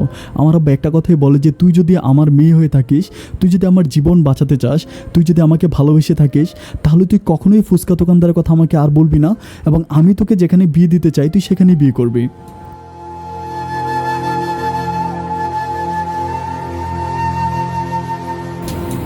এরপরে যথারীতি আমি আব্বাকে কোনো কিছু না বলে আমি হচ্ছে হসপিটাল থেকে বাড়িতে আসি। যখন আমি বাড়িতে আসি আমি আমাদের বাড়ির গেটের মধ্যে দেখতেছি যে আমাদের বাড়ির গেটের মধ্যে সোহেল দাঁড়ায় আছে। সোহেলকে দেখার পর আমি সোহেলকে ডাইকা হচ্ছে আমাদের বাড়ির একটু আঙিনে নিয়ে গেলাম। নিয়ে যাওয়ার পরে সোহেল আমাকে জিজ্ঞেস করতেছিল কী হইলো, তুমি কলেজেও যাও না, শুনলাম তোমার বাসায় নাকি প্রবলেম হয়েছে। আমি বলি কার কাছ থেকে শুনছো? বলে শুনছো অন্য মেয়েদের কাছ থেকে। আমি বলি তার মানে কি কলেজে সব মেয়েদের সাথে কথা বলো? ও আমাকে বলে না কলেজে সব মেয়েদের সাথে কথা বলি না, কিন্তু শুনতে পারলাম যে তোমার আব্বা নাকি অসুস্থ, আমি তোমার আব্বাকে দেখতে আসছে। আমি তাকে বললাম যে আমার আব্বা তোমার এমন কি আত্মীয় হচ্ছে তুমি আমার আব্বাকে দেখতে আসবা? তখন আমাকে বলতেছে আমি শুনেছিলাম তোমাকে নাকি তোমার নানু বাড়ি থেকে দেখতে আসছিল। আমি বলি হ্যাঁ দেখতে আসছে। তো বলে তোমার নাকি বিয়ে ঠিক হয়ে গেছে? আমি বললাম বিয়ে ঠিক হয় না, আমাকে দেখতে আসছে। তো তখনও আমাকে বলতেছিল আমি তো তোমাকে অনেক ভালোবাসি, তুমি জানো যে আমি একজন ফুচকা বিক্রেতা। আমাদের রিলেশনটা যখন শুরু হয় আমি তখনও কিন্তু তোমাকে বলেছিলাম আমি ব্রাহ্মণ হয়ে আকাশের চাঁদটা ধরতে চাই না। চাঁদ কিন্তু তখন আমাকে বলেছিল চাঁদ আমার ঘরে এসে ঢুকেছে, এখন এই চাঁদ যদি আমায় ছেড়ে চলেছে আমি অন্ধকার ঘরে থাকবো কেমন করে? আমি তো এই চাঁদটাকে ছাড়া থাকতে পারবো না। এই কথাগুলো বলতে বলতে সোহেল একটা সময় কান্না করে ফেলে। আমি তখন সোহেলের মুখের দিকে তাকিয়ে আমার বাবাকে ফিল করতেছি। আমি কি সোহেলের কথা শুনবো না বাবার কথা শুনবো আমি ঠিক বুঝতে পারতেছি না। আমি তখন বাসায় এসে প্রচুর পরিমাণ কান্না করি। সেম রাতের বেলায় সোহেল হচ্ছে আবার আমার ঘরের মানে আমাদের ঘরের পিছনে আসে, আইসে আমাকে দরজা নক করে, আমি জানালা নক করে আমি জানালা খুলি। আমার তখন মানে আমার ছোটো বোনের বড় যেটা আমার মেজো বোনটা তখন আমাকে দেখতেছিল। আমি তখন আমার 2টা বোনকে পাশের রুমে পাঠিয়ে দিয়ে আমি সোহেলকে বলতেছিলাম যে সোহেল তুমি জানো না যে আমার আব্বা আমাকে এরকম এরকম কন্ডিশন দিয়েছে, আমি কী করবো ঠিক বুঝতে পারতেছি না। ও আমাকে বলে যে তোমার আব্বাকে তুমি কথা দেওয়ার আগে কিন্তু তুমি আমাকে কথা দিয়েছো, আর আমাদের এলাকার অত্র এলাকার সব মানুষ জানে যে আমি তোমাকে ভালোবাসি, তুমি আমাকে ভালোবাসো। বিশ্বাস করো আমি না তোমাকে ছাড়া অন্য কিছু করতে পারবো না, তুমি আমাকে যদি ছেড়ে যাও তাহলে আমি সত্যি সত্যি মরে যাব। সে আমাকে বলে যে আমি আমার মায়ের কসম করে বলতেছি যদি তুমি অন্য কাউকে বিয়ে করে ফেলো ঠিক সেদিন আমি বিষ খেয়ে মারা যাব। এটা বলার পর আমি কি করবো ঠিক বুঝতে পারতেছি না। আমি তখন এর পরের দিন যখন হসপিটালে যাই, হসপিটালে যাওয়ার পর আব্বার সে একই প্রবলেম, আব্বা খাওয়া দাওয়া করে না, কোনো কিছু করে না। তখন আব্বা কী করে আমাকে হচ্ছে ওই ছেলেটা আমার আব্বাকে দেখতে আসে, যে ছেলেটা সেদিন আমাকে দেখতে আসছিলো সে আব্বাকে হসপিটালে দেখতে আসে। তখন আমি আব্বার সামনে ছিলাম। তখন আব্বা ওই ছেলেটাকে আব্বার কাছে নিয়ে বলতেছে যে বাবা রে ছেলেটা, আমি একটা ব্যাপার বলে রাখি, ছেলেটা কিন্তু সৌদি আরবে থাকতো। ওরা হচ্ছে 2 ভাই, ওর আব্বা আগে সৌদি আরব থাকতো, এখন ওর মানে ছোটো ছেলেটা ওনার ছোটো ভাই কলেজে পড়ে আর বাবা বাংলাদেশে থাকে, ছেলেটা সৌদি আরবে থাকে। সে সৌদি আরব থেকে ছুটিতে আসছে। আমি জানি না আমার মামাদের সাথে তাদের কিসের সম্পর্ক। যাই হোক এইভাবে যাওয়ার পরে আমার আব্বা বলতেছিল যে আমি আমার মেয়েটাকে তোমার হাতে তুলে দিতে চাই, আমি জানি না পৃথিবীতে কয়দিন বেঁচে থাকবে, আমি যে কোনো সময় মারা যেতে পারি। এটা বলার পরে আমার আব্বা আম্মাকে বলে যে তোমার আংটিটা আমাকে দাও। আমার মায়ের হাতে একটা আংটি ছিল, মায়ের আংটিটা খুলে আমার আব্বার হাতে দিল। আব্বা ছেলেটার হাতে আংটিটা দিয়ে বলতেছে যে আমার মেয়ের হাতে এটা পাঠিয়ে দাও। আমি তখন বুঝতে পারতেছিলাম না যে আমি কি করব, কাকে কি বলবো, আমি কোনো কিছুই বুঝতে পারতেছিলাম না। তখন আমি কান্না করতেছি, আমার চোখের পানিগুলো টলমল করতেছে। আমি বাবার মুখের দিকে তাকে আমার হাতটা সামনে বাড়িয়ে দিলাম। ওই ছেলে কী করলো, আমার হাতে আংটিটা পরাইয়ে দিল।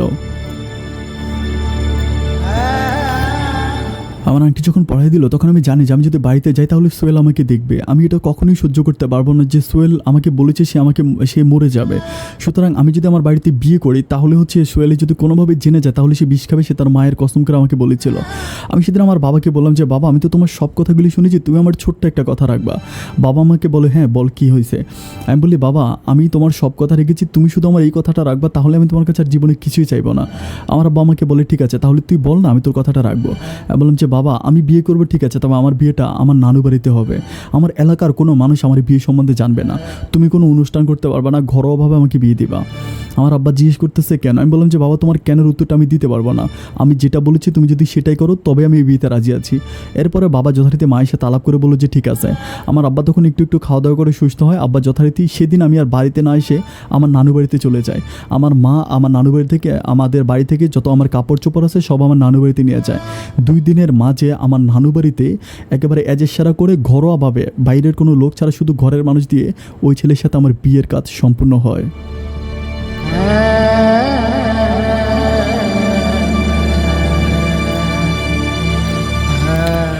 আমি তখন আমার মোবাইল ফোনটা বন্ধ করে দিই, আমার মোবাইল ফোনটা চালাই না। বিয়ের হচ্ছে 3 দিন পরে আমার একটা বান্ধবী, যার নাম হচ্ছে রত্না আমার শ্বশুরবাড়িতে আসে। রত্না আমার নানু বাড়িতে আসে, নানু বাড়ি থেকে আমার শ্বশুরবাড়ির ঠিকানা নেয়, তারপরে রত্না আমার শ্বশুরবাড়িতে আসে। আইসা আমাকে বলতেছে যে তুই একটা কাজ করলি ফলি, তোরে আমরা এত বিশ্বাস করতাম, এত ভালোবাসলাম, তুই এই কাজটা কীভাবে করলি। আমি বললাম যে দেখ আমার আব্বা এরকম করছে, আমার তো কিছু করার নাই। তো বলে তুই এরকম একটা ছেলেকে মৃত্যুর কোলে ঠেলে দিলি। আমি বললাম যে মৃত্যুর কোলে মানে। পরে বলতেছে যেদিন তোর বিয়ে হয়েছে সেদিন এই ব্যাপারটা কিন্তু আর কেউ জানুক বা না জানুক, সোহেল ভাই কিন্তু ব্যাপারটা ঠিকই জানছে। আমি বলি কীভাবে জানছে। ও আমাকে বলে যে হ্যাঁ সোহেল ভাই জানতে পারছে, এবং যেদিন তোর বিয়ে হয়েছে সেদিনে সোহেল ভাই বিষ খাইছে। আমি তখন তারে বলতেছি কি বলতেছিস সেগুলো, তুই বলে যে হ্যাঁ সোহেল ভাই বিষ খেয়েছে, সোহেল ভাই এখনও হসপিটালে আছে। আমি বললাম কী বলিস, কোন হসপিটালে। বলে খুলনা হসপিটালে। তখন আমি কি করি, আমি ওকে বলি, আমার স্বামীকে বলি যে, তখন আমার স্বামী কিন্তু আমার সম্বন্ধে মোটামুটি একটু বুঝে। আমি তখন তাকে বলি যে আমি আমাদের বাড়িতে যাব। এটা কিন্তু আমার বিয়ের 3 দিন পরে, খুব বেশি না মাত্র 3 দিন পরে আমার বিয়ে হয়েছে। আমি আর কিন্তু আমাদের নানু বাড়িতে আসিনি, আমাদের বাড়িতেও যাইনি, আমি ওদের বাড়িতেই থেকে গেছি সম্পূর্ণ আমার ইচ্ছায়। তো 3 দিন পরে আমি কি করলাম, আমার বান্ধবীর সাথে আমি আমাদের বাড়ির কথা বলে আমার শ্বশুরবাড়ি থেকে আসি। তখন আমার স্বামী আমাকে একা ছাড়ে না, ওরা হচ্ছে একটা ভাগ্নি ছিল, ছোট্ট একটা মেয়ে, ওই মেয়েটাকে আমার সাথে দিয়ে দেয়। তখন ওই মেয়েটা, আমি আমার বান্ধবী সহ আমাদের বাড়িতে আসতেছিলাম। তো বাড়িতে আসার সময় আমি তখন খুলনা হসপিটালে গেলাম। অ্যান্ড হসপিটালে গিয়ে আমি দেখলাম ঠিকই আমার সোহেল হসপিটালে শুয়ে আছে।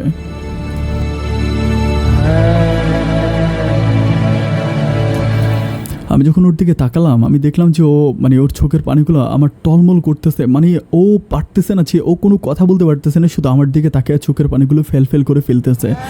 আমি আমার শাড়ির আঁচল দিয়ে আমার মুখটাকে কোনো মতে ঢেকে কান্না করতে করতে আমি তখন হচ্ছে হসপিটাল থেকে চলে আসি। আমি বাড়িতে গিয়ে খুবই কান্না করি। আমি তখন আমি আর আমার শ্বশুর বাড়িতে যাই না। প্রায় 3 দিন 4 দিন 5 দিন হয়ে যায় আমি আমার শ্বশুর বাড়িতে যাই না। তখন আমার শ্বশুর শাশুড়ি আমার স্বামী আমাকে নিতে আসে, বাট আমি যাচ্ছি না। আমার শারীরিক সমস্যা এটা সেটা বলে আমি আর যাচ্ছি না। এভাবে আমি প্রায় 5-6 দিন থেকে গেলাম। বাট আমি চিন্তা করতেছিলাম যে এখন যদি আমি এই ধরনের পাগলামি করি আমার আব্বা হয়তো একটা খারাপ স্টেপ নিয়ে নেবে। আর সোহেল তো জানে আমার বিয়ে হয়ে গেছে, আমি আর কখনোই সোহেলের কাছে যেতে পারবো না। সবশেষ আমি মনটাকে বুঝিয়ে 1 সপ্তাহ পরে আমি আবারও আমার শ্বশুর বাড়িতে যাই। শ্বশুরবাড়িতে যাওয়ার পরে আমার আমার স্বামী হচ্ছে আমার সাথে, উনি ছিল প্রায় 2 মাসের মতো। 2 মাস থাকার পরে আমি 2 মাস হচ্ছে আমাদের বাড়িতে যাতায়াত করতেছি, ওনার বাড়িতে যাচ্ছি, বাট এর মাঝে সোহেলের সাথে আমার কোনো সম্পর্ক নাই।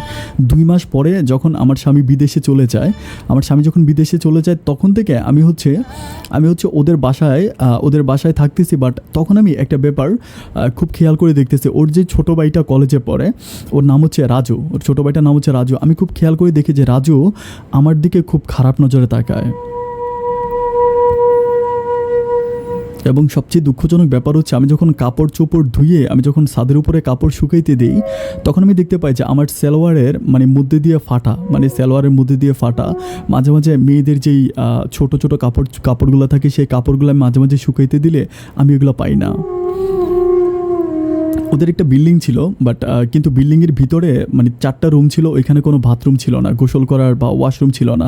বাথরুমটা ছিল বাইরে একটা টিনের দিয়ে মানে টিন দিয়ে একটা বাথরুম করা, আর হচ্ছে একটা মানে ছিল মানে কলপার ছিল, কলপার চারদিকে টিন দিয়ে ঘেরাও করা, অ্যান্ড ওই কলপারে গোসল করা লাগতো।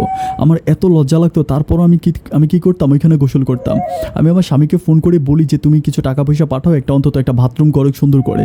উনি আমাকে বলে যে ঠিক আছে, কোনো সমস্যা নেই, আমি টাকা পয়সা পাঠাবো, বাথরুম তুমি দিতে পারবা।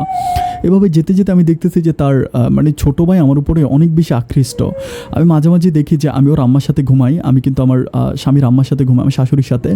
যখন আমি আমার শাশুড়ির সাথে ঘুমাই, রাতের বেলা আমি দেখি যে আমার দেবর হচ্ছে আইসা আমার মায়ের সাথে ঘুমায়, মানে আমার শাশুড়ির সাথে ঘুমায়। আমি এক পাশে আমার শাশুড়ির মধ্যে, আরেক পাশে হচ্ছে আমার দেবর ঘুমায়। তখন আমি মাঝে মাঝে দেখতে পাই যে আমার দেবর ইচ্ছা করে তার মায়ের গায়ে হাত না দিয়ে সে হাতটা লম্বা করে সে আমার বুকের উপরে হাত দেয়, এবং সে খুব মানে সুযোগ পেলে সে আমার শরীর স্পর্শ করে। আমি তাকে বেশ কয়েকবার সতর্ক করি, বাট তাতে কোনো কাজ হয় না। একদিন আমি নিরুপায় হয়ে বাধ্য হয়ে আমি আমার শাশুড়িকে যখন ব্যাপারগুলো বলি, আমার শাশুড়ি ব্যাপারগুলো আমার শ্বশুরকে বলার পর আমার শ্বশুর একদিন আমাকে ডাইকা জিজ্ঞেস করে যে এই কথাগুলো কি সত্যি? আমি বললাম হ্যাঁ, কথাগুলো একদম সত্যি, ও আমার উপরে এভাবে ইয়ে করে। তো আমাকে বলে, আমার শ্বশুর আমাকে বলতেছে কি করে? আমি বললাম আমার লজ্জাজনক জায়গায় হাত দেয়, তারপরও আমার সাথে এগুলো করে। তখন আমাকে বলতেছে তো মানে এটা এখন কি তুমি এটা আমার ছেলেকে বলে দিবা? এখন তুমি যদি আমার ছেলেকে এটা বলে দাও তাহলে তো আমার সংসারটা ভেঙে যাবে, আমার সংসারে একটা আগুন ধরে যাবে, দুই ভাইয়ের মাঝে একটা মারামারি দ্বন্দ্ব হয়ে যাবে। প্লিজ এটা তুমি বলো না, আমি ব্যাপারটা মীমাংসা করব। এটা বলে বেশ কিছুদিন যাওয়ার পরে আমি সবচেয়ে বেশি সারপ্রাইজ হয়ে যাই এটা দেখে। আগে সোহেল যে কাজগুলো আমার আগে হচ্ছে ওর ভাই রাজু আমার সাথে যে কাজগুলো করতো, এখন দেখি আমার শ্বশুর আমার সাথে সেম কাজগুলো করার জন্য চেষ্টা করে। আমি যখন গোসল করতে যাই, তখন আমি যখন অর্ধেক গোসল করা হয়, তখন আমার শ্বশুর হচ্ছে কীভাবে মানে বাথরুমে মানে কলপারে এসে মানে দরজা মানে ঠোকর করতে থাকে। তখন আমি বলি যে আমি তো গোসল করতেছি বাবা, আমি একটু পরে দরজা খুলো। উনি বলে যে না এখনই খুলো, আমার খুব পানি নিতে হবে, আমার খুব পানির পিপাসা পাইছে, আমি ভাত খাইছি, আমার গলায় ভাত আটকাই গেছে, আমি একটু পানি নিব। তখন আমি কী করি, আমার গায়ে অর্ধনঙ্গ কাপড় চোপড় থাকে, বাট আমি কী করি ওরকম দরজা খুলি বা গেট খুলি। গেট খোলার পর উনি কলপারে আসে, কলপারে এসে উনি পানিটা পুড়িয়ে উনি আর যায় না, উনি আমার দিকে তাকায় থাকে। আমি দেখতে পাই যে ওনার নজর খুবই খারাপ। আমি একরকম ওইখান থেকে উনি যখন বের হয় না, আমি নিজে বের হয়ে আমার রুমে আসি, রুমে এসে আমি আমার কাপড় চোপড় চেঞ্জ করি। এভাবে যেতে বাট আমি দেখতেছি এবং বাপ ছেলের অত্যাচার আমার উপর অনেক বেড়ে গেছে। আমি একদিন খুব বেশি রেগে গিয়ে আমি আমার স্বামীকে ব্যাপারগুলো জানাই। যখন আমি আমার স্বামীকে ব্যাপারগুলো জানাই, তখন আমার স্বামী আমাকে বলতেছে যে আমি কখনো তুমি যদি কোরআন শরীফ মাথায় নিয়েও বলো, আমি এটা কখনোই বিশ্বাস করি না যে আমার বাবা তোমার সাথে এই কাজগুলো করে, এটা আমি কখনোই মানতে পারবো না, এটা তুমি কখনোই বইলো না। এভাবে যেতে একদিন আমার শাশুড়ি কী করে, তার ছেলেকে নিয়ে, তার ছোট ছেলেকে নিয়ে মানে রাজুকে নিয়ে ইয়েতে যায়, ওনার বাপের বাড়িতে যায়। যখন বাপের বাড়িতে যায়, তখন আমি বলতেছিলাম যে আম্মা আমাকে সবাই সাথে করে নিয়ে যান। উনি আমাকে বলতেছে যে আমি যাবো, চলে আসবো, আমি থাকবো না, তুমি কোনো টেনশন করো না, তুমি থাকো। তখন আমি ঘরে থাকি, বাট থাকার পরে উনি কিন্তু আমি আর ঘরের দরজা খুলি না, আমি ঘরের মধ্যেই থাকি। আমি বাথরুমেও যাই না, আমার বাথরুম পাই, প্রস্রাব পাই, আমি কিন্তু বের হই না, আমি ঘরের মধ্যেই বসে থাকুন, যতক্ষণ না আসবে আমি ততক্ষণ বের হবো না। বাট এইভাবে যেতে আমি দেখতে পাই যে রাত প্রায় 8টার মতো বেঁচে যায়। মানে আমার শাশুড়িও আসে না, আমার আমার স্বামীর ছোটো ভাইও আসে না। একটা পর্যায়ে আমার ঘরের দরজার মধ্যে ঠকঠক করে শব্দ করতেছে। যখন শব্দ করতেছে তখন আমি বলতেছি কে? পরে আমার শ্বশুর বলতেছে যে আমি বলি আব্বা কী হয়েছে? পরে বলতেছে একটু দরজাটা খোলো। আমি বললাম যে কেন? পরে বলতেছে তোমার শাশুড়ি আসছে, গেটে তালা মারা। আমি বললাম যে গেটে কে তালা মারছে? পরে বলতেছে গেটে তালা মারা, চাবিটা তোমার রুমে। আমি বললাম চাবি আমার রুমে কোথায়? পরে বলতেছে চাবি তোমার ডয়ারে, তুমি একটু খোলো, আমি আসতেছি। তো এটা বলার পর আমি যখন আমার দরজাটা খুলি, তখন আমি ভিতরে আইসা উনি দরজা লাগাই দেয়। উনি আমার সাথে আপত্তিকরজনক কথাবার্তা বলতে থাকে। আমি বললাম আপনি বললেন যে আমার শাশুড়ি আসছে, আপনি চাবি নিয়ে যাবেন, এখন আপনি এগুলো আমাকে কী বলতেছেন? কথা বলতে আমি খেয়াল করে দেখি যে উনি খুবই নোংরা ভাষা আমার সাথে কথা বলতে থাকে। একটা পর্যায়ে আমি খেয়াল করে দেখি যে উনি আমার গায়ে হাত দেওয়ার জন্য চেষ্টা করে। যখন উনি এগুলো করে, তখন আমি কী করি, দরজা খুলে ওখান থেকে বেরিয়ে যাই। বেরিয়ে উঠানে গিয়ে আমি আমাদের পাশে শেপালির মা বলতে একজন মহিলা আছে, আমি শেপালির মা চাচি বলে জোরে জোরে ডাকি। যখন ডাকতে থাকি, তখন আর আশেপাশের আরও 2-3টা বাড়ির মানুষ তখন চলে আসে। আসার পর আমি সবার কাছে বলি যে দেখেন আমার শাশুড়ি আমাকে এভাবে রেখে গেছে, এখন আমার শ্বশুর আমার উপরে এভাবে অ্যাটাক করতেছে, আমাকে এগুলো করতেছে। এটা বলার পর তখন সবাই বলতেছে হাই রে, তোমার শ্বশুরের নজর এত খারাপ, এই মানুষটার আজও কিছু হইল না। এটা বলার পর আমি খুবই কান্না করি। শেপালির মায়ের সাথে আমি ওনাদের বাসায় যাই। আমি কিন্তু মোবাইল ফোন চালান, তখন আমি শেপালির মায়ের মোবাইল ফোনটা দিয়ে আমি আমার আব্বাকে ফোন করি। আব্বাকে ফোন করার পর আব্বা 11টার দিকে আসার পর আমি আব্বাকে বলি যে তুমি আমার শ্বশুরের সাথে কোনো কথা বলবো না। এরই মাঝে আমার শাশুড়ি আর আমার দেবর কিন্তু চলে আসে। তখন আমি আমার আব্বাকে ওদের সাথে ওদের বাড়ির মধ্যে যেতে দেই না। শেফালিদের বাড়ি থেকে শেফালির মায়েদের বাড়ি থেকে আমি হচ্ছে আমার আব্বার সাথে আমাদের বাড়িতে চলে আসি। আমাদের বাড়িতে আসার পরে আমি আর আমার শ্বশুর বাড়িতে যাই না, বাট আমার স্বামী আমাকে বিভিন্নভাবে ফোন দিয়ে অনেক নোংরা অকথ্য ভাষায় কথা বলে। আমি আমার আব্বাকে কান্নাকাটি করে বলি যে আব্বা দেখো, যেখানে ওর ভাই আমার সাথে এগুলো করে, ওর বাপ আমার সাথে এগুলো করে, এমন একটা সংসারে আমি আর যাব না। আমি আমার আব্বাকে না জানিয়ে আমি কোর্টের মাধ্যমে আমার স্বামীকে ডিভোর্স করে দেই। আমার স্বামীকে ডিভোর্স করে দেওয়ার পরে আমি তখন আমার আব্বা আমার উপর একটু রাগারাগি করার পরে আমি যখন আমার স্বামীকে ডিভোর্স করে দিই, আমি আমার বাড়িতে থাকি। কীভাবে আমি একটা নতুন ফোন কিনি, একটা নতুন সিম কিনি। আমার সেই সিম নাম্বারে সোহেল ফোন করে। একদিন সোহেল যখন ফোন করে আমি ফোনটা রিসিভ করি, তখন সোহেল আমাকে বলতেছে তুমি কি আমাকে চিনছো? আমি বলি হ্যাঁ, চিনবো না কেন? পরে বলতেছে কেমন আছো তুমি? আমি বললাম ভালো আছি। তো বলতেছে আমি তোমার সাথে একটু দেখা করতে চাই। তখন আমার এত কষ্ট লাগে, আমি বললাম যে কেন দেখা করবা? তো বলতেছে তুমি যদি আমাকে একটু অনুমতি দাও আমি তোমার সাথে দেখা করব। তাই বললাম যে ঠিক আছে, তাহলে কোথায় করবা? তো বলে যে আজকে রাতের বেলা আমি তোমাদের ঘরের পিছনে আসবো, যেখানে আমি তোমার সাথে আগে দেখা করতাম। আমি বললাম যে দেখো, এটা কি ঠিক হবে যে ওখানে দেখা করা? তখন সে খুব আবেগে আপ্লুত হয়ে আমাকে বলতেছে যে তুমি কি জানো যে আমি তোমাকে এতটা ভালোবাসি, আর আমার ভালোবাসা এখনও একটুও কমে না, আমি তোমার সাথে একটু দেখা করবো, তুমি আসো। আমিও তো তাকে ভালোবাসি। যথারীতি তার কথা মতো আমি সেদিন আমাদের ঘরের পিছনে তার সাথে দেখা করে একটা পর্যায়ে সোহেল আমাকে বলতেছে যে জানো পলি, আমি তোমাকে আগে যেমন করে ভালোবাসতাম আমি তোমাকে এখনও সেম আগের মতোই ভালোবাসি। আমার ভালোবাসা এক বিন্দুও কমে নাই। আমি জানি যে যাকে সত্যিকারে ভালোবাসে সে সব কিছুর পরে তার ভালোবাসার মানুষকে পেয়ে যায়। তুমি দেখো, তোমার বিয়ে হয়েছে, যদি আল্লাহ তোমাকে আমার কপালের লিখে না রাখতো তাহলে কিন্তু আমি তোমাকে পাইতাম না। তুমি দেখো, আজকে এত কিছু হয়ে যাবার পরেও আল্লাহ আমার ভাগ্যেই তোমাকে রেখেছে। আমি তোমাকে বিয়ে করব, প্লিজ তুমি আমার সাথে চলো, আমরা পালাইয়া যাই। আমি তারা বললাম যে না, এটা হতে পারে না, আমি পালাইয়া যাব না। আমি আমার আব্বাকে বলে আমি তোমার সাথে আমার বিয়ের ব্যবস্থা করব। তখনও বলতেছে তোমার আব্বা আগেও রাজি হয় না, এখনও হবে না। আমি বললাম যে তুমি আমাকে শুধুমাত্র একটু সময় দাও, আমি আমার আব্বাকে রাজি করে আমি ঠিকই তোমাকে বিয়ে করব। যথারীতি আমি কী করি, আমার আব্বাকে বলি। আব্বাকে যখন আমি বলি, আব্বাকে বলার পরে আব্বা প্রথমে রাজি হয় না, বাট মাকে যখন বুঝিয়ে বলি তখন মা রাজি হয়। মা বাবাকে বুঝে যে মেয়ের একটা বিয়ে হয়েছে, ঘরটা ভেঙে গেছে, এখন এই ছেলে ফুচকা দোকান দিচ্ছে, ওদের ওখানে ফুচকা সহ অন্য অনেক কিছু এখন বিক্রি করে। তো এখন দোকানটা তো অনেক ভালোই চলতেছে, ছেলেও ভালো আছে, এক বাপের এক ছেলে, ওর কোনো ভাই বোন নাই, আর বাপ মা ওরা দুজনেই ভালো, তাহলে প্রবলেম কী? এটা বলার পরে পারিবারিকভাবে হচ্ছে আব্বা আমার বিয়েতে রাজি হয়। রাজি হওয়ার পরে পারিবারিকভাবে সোহেলের সাথে আমার বিয়ে হয়। যাই হোক, সবশেষ আমার জীবনে শান্তি নেমে আসে। আমি ভুলে যাই অতীতের সব কথাগুলো, যা হবার তা হয়েছে। আমার একটা অ্যাক্সিডেন্ট হয়ে গেছে, তাতে কী হয়েছে? কিন্তু সোহেল তো আমাকে ভালোবাসে। বাট সোহেলকে যে আমি সবশেষে ফিরে পাইছি, সেটার জন্য আমি আল্লাহর দরবারে লাখো কোটি কোটি শুকরিয়া। কথায় আছে, সুখ সবার কপালে সয় না। সময় যখন খারাপ থাকে তখন মানুষ যেই ঢালে হাত দেয় সেই ঢালটাই ভেঙে যায়। সোহেলের সাথে আমার সংসারটা খুব বেশি দিন ভালো যায় নাই। প্রায় 20 দিন পরে 20-25 দিন সোহেলের সাথে আমার সংসারটা খুব ভালো যায়। যখন হচ্ছে আমার শ্বশুর বাড়ি, আমার প্রাক্তন স্বামীর যে একটা ছোটো ভাই ছিল, আমার দেবর যখন জানতে পারে যে আমি তার ভাইকে ডিভোর্স করে দিয়েছি, তখন থেকে সে আমাকে বারবার ফোন দিয়ে আমাকে তাদের বাড়িতে যাইতে বলতো এবং হচ্ছে ডিভোর্স না দেওয়ার জন্য রিকোয়েস্ট করেছিল। কিন্তু আমি ওই ছেলের কথা না শুনে আমি তার ভাইকে ডিভোর্স করে দিই। এটা দেওয়ার পরে ও কী করে, রাগ হয়ে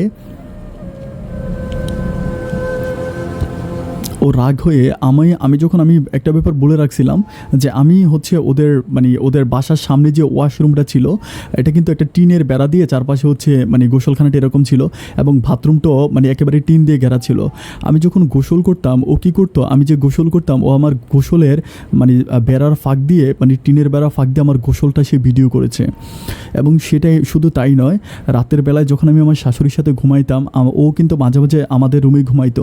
তো ও কী করতো, রাতের বেলায় ঘুম থেকে উঠে আমি তো কাপড় পরতাম, ও কী করতো, মোবাইলের ফ্ল্যাশ লাইট দিয়ে আমার কাপড়টা উঠে আমার কাপড়ের নিচের জায়গাটা ভিডিও করতো এবং আমার মুখটা ভিডিও করতো। ভিডিও করে ও খুব সুন্দর করে যখন আমি আমার স্বামীকে ছেড়ে দেয়, তখন এই ব্যাপারগুলো এগুলো কী করে সব ইন্টারনেটে ছেড়ে দেয়। ও ইন্টারনেটে ছেড়ে দেয়, এটা কিন্তু আমি জানি না, আমি কিন্তু কোনো কিছু জানি না, আমি তো বাসায় থাকি। বাট কিছুদিন পরে আমি যখন সোহেলকে বিয়ে করি, কিছুদিন পরে সোহেল আমার সাথে ও খুব বেশি রাগারাগি করে, খুব ঝগড়া করে। আমি সোহেলকে জিজ্ঞেস করি যে তুমি আমার সাথে এরকম রাগারাগি ঝগড়াগুলো কেন করতেছো, কী হয়েছে তুমি আমাকে বলো। তখন সে আমাকে বলতেছে যে তুমি এটা কী করলা। আমি তার বলি যে কী করলাম। পরে বলতেছে যে বিভিন্ন ছেলের কাছে তোমার নোংরা ভিডিও।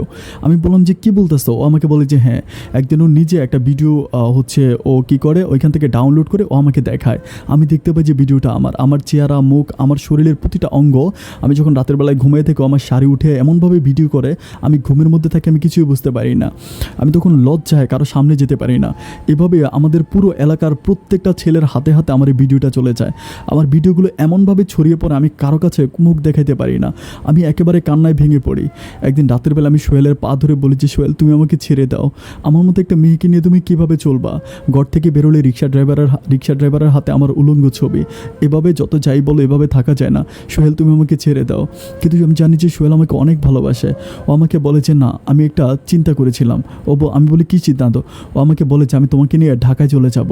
আমি বলি ঢাকায় চলে যাবো? ও বলে যে হ্যাঁ, আমি তোমাকে নিয়ে ঢাকায় চলে যাব, কারণ এই গ্রামে আমি তোমাকে নিয়ে থাকতে পারবো না। আমি ঘর থেকে বের হইলে আমি দেখি বিভিন্ন ছেলের কাছে তোমার এই ভিডিওগুলো, এবং আমিও যখন বাসায় থাকি বিভিন্ন মেয়েরা অনেকে এসে আমাকে বলে যে আমার নাকি এরকম ভিডিও ক্লিপ বের হয়েছে, এরকম করে আমাকে নোংরা ভাষায় কথা বলে। আমি নিজেও ঘর থেকে বের হই না। আর এভাবে কয়েকদিন যাওয়ার পরে সোহেল কী করে, যথারীতি আমাকে নিয়ে ঢাকাতে চলে যায়।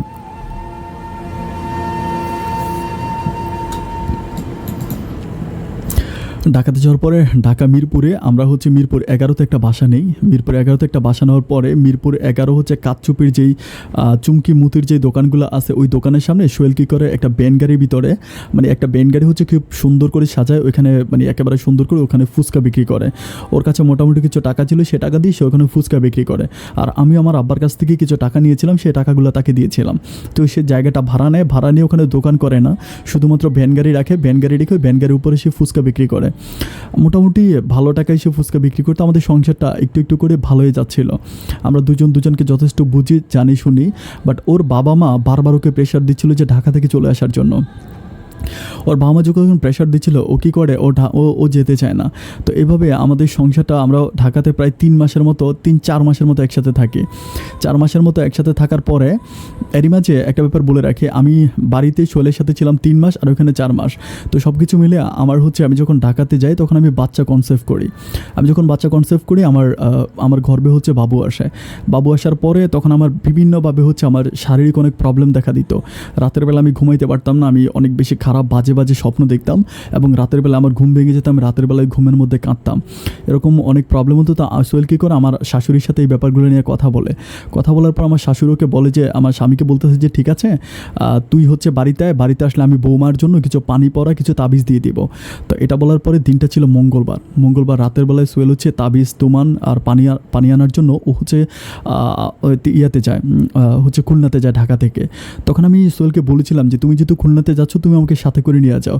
কিন্তু ও আমাকে বলতেছে যে না, আমি তোমাকে সাথে করে নিব না, কারণ আমার বাচ্চাটার হয়তো প্রবলেম হতে পারে, আমার বাচ্চাটা তোমার পেটে। তুমি একটা কাজ করো, তুমি থাকো, আমি নিজে গিয়ে পানি পড়ার তাবিজগুলো নিয়ে আসি। এটা বলার পর ও পানি পড়ার তাবিজের জন্য যখন খুলনাতে যায়, মঙ্গলবারে রাতটা ওইখানে থাকার পরে বুধবারে সন্ধ্যার সময় ও খুলনা থেকে ঢাকার উদ্দেশ্যে রওনা দেয়। বাট যখন খুলনা থেকে ঢাকার উদ্দেশ্যে রওনা দেয়, এভাবে আস্তে আস্তে ঢাকার খুলনা এবং ঢাকার ঠিক মধ্যখান জায়গার ভিতরে সোহেলের গাড়িটা অ্যাক্সিডেন্ট করে। সোহেল যে বাসে করে আসতেছিল, সেই বাসটা অ্যাক্সিডেন্ট করার পর আমি তো কোনো কিছু জানি না, আমার কাছে মোবাইল ফোন আছে। ও কেন আসতেছে না, আমি বাড়িতে ফোন দিই, বাড়ির থেকে বলে যে ওকে নাকি ওকে যে ইয়ে করা হয়েছে, ও নাকি খুলনা থেকে চলে আসছে। বাট আমি কোথাও কোনো কিছু বুঝতে পারতেছিলাম না যে কোথায় গেল না গেল, আমার কোনো কিছুই মাথায় আসতেছে না। তখন আমি আমার আব্বাকে ফোন দিয়ে বলি যে আব্বা, এই ঘটনা এর পরের দিনের ঘটনা, তো সোহেল তো বাসায় আসে নাই, ও ওইখান থেকে রওনা দিছে, ও কোথায় গেল তুমি একটু খুঁজে দেখো।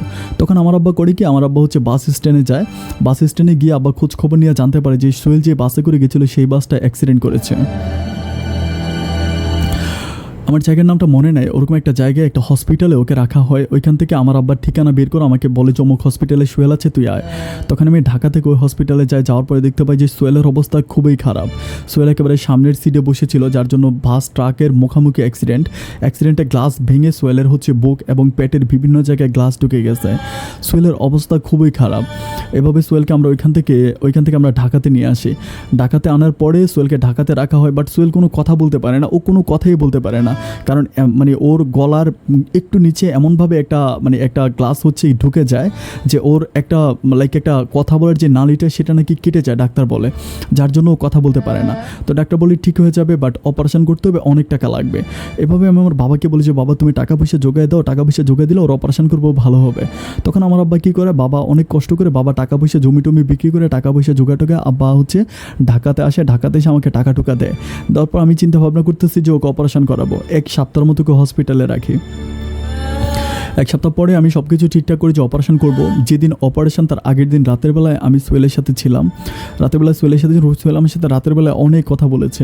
আমার পেটে হাত দিয়ে বলতেছে, দেখো দেখো আমার বাচ্চাটা। ও তখন কথা বলতে পারতো না, কিন্তু মানে ইশারা ইঙ্গিতে খুব আস্তে করে কথা বলতো, বাট ওর কথাগুলো খুব ক্লিয়ার বোঝা যেত না। বাট খুব খেয়াল করলে আমি খুব কষ্ট করে ওর কথাগুলো শুনতাম।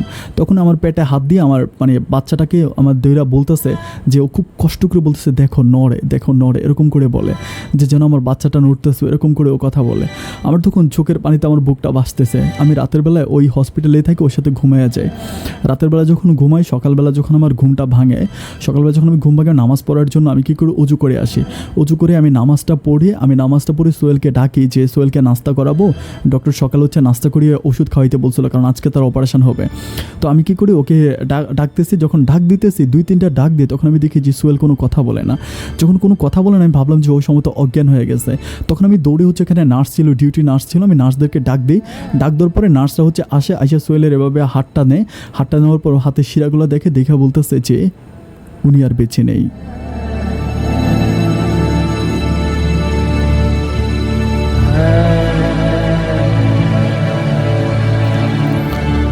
আমি বুঝতে পারতেছিলাম না যেটা কী বলে, মানে উনি আর বেঁচে নেই মানে কি।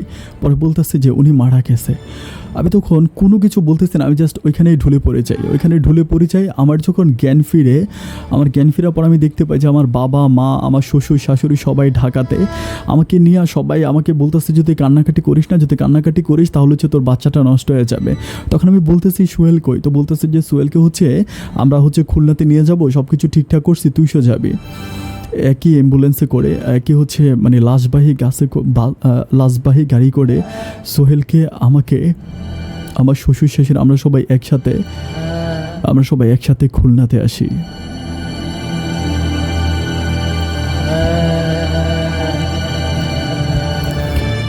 সোহেল মারা যাওয়ার 1.5 মাস পরে আমার হচ্ছে একটা মেয়ে বাবু হয়। আমার মেয়েটা যখন দুনিয়াতে আসে, আমি তখন ওর মুখের দিকে তাকিয়ে চিন্তা করতেছিলাম যে হায় রে, সোহেলের অনেক ইচ্ছা ছিল ওর মেয়েটাকে অনেক আদর করবে, অনেক ভালোবাসবে, অনেক ইচ্ছা ছিল ওর মেয়েটাকেও খুব ভালোবাসবে। কিন্তু সোহেল আমার মেয়েটাকে দেখলো না। আমি তখন প্রচুর পরিমাণ কান্না করি। আমার মেয়েটা একটু একটু করে বড় হয়। আমি এখনও যখন সময় পাই, আমি সোহেলের কবরের কাছে গিয়ে বসে থাকি। আমি দিনের বেলায় অতটা বের হই না। আমার এলাকার সেই বদনামটা এখনও মানুষের হাতে এলাকার দুষ্ট ছেলেদের হাতে আমার ভিডিওগুলো গেছে, বাট ওরা ভিডিওগুলো ডিলিট করে নাই। ওরা এখনও সময় মানে আমি বিভিন্ন জায়গায় গেলে আমাকে ইশারা ইঙ্গিত দিয়ে দেখায়। আমি অতটা মানুষের সামনে মুখ দেখাতে পারি না। প্রতি রাতের বেলায় আমি কবরস্থানে গিয়ে সোহেলের কবরের পাশে গিয়ে বসে থাকি।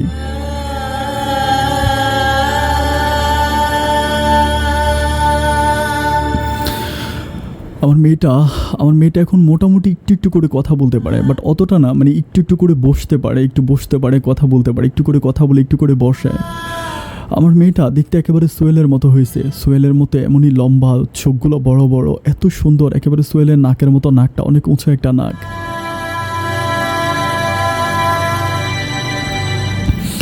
আমি দিনের বেলায় বাসা থেকে বের হইতে পারি না। বাসা থেকে বের হলে ছেলেরা আমাকে বিভিন্ন ইঙ্গিত মেরে আমাকে কথাবার্তা বলে, এবং এলাকাতে আমার একটা নাম পড়ে গেছে যে আমি নাকি অবয়া।